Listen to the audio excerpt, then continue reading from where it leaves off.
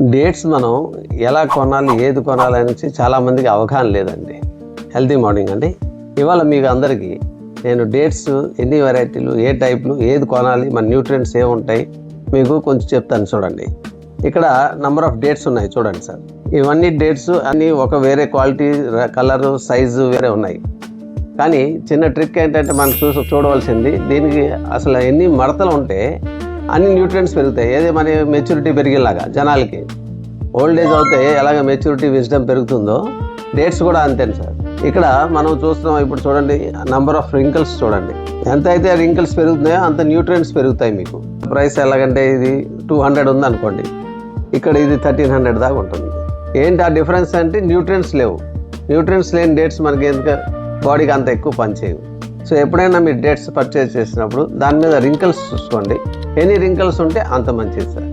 Thank you.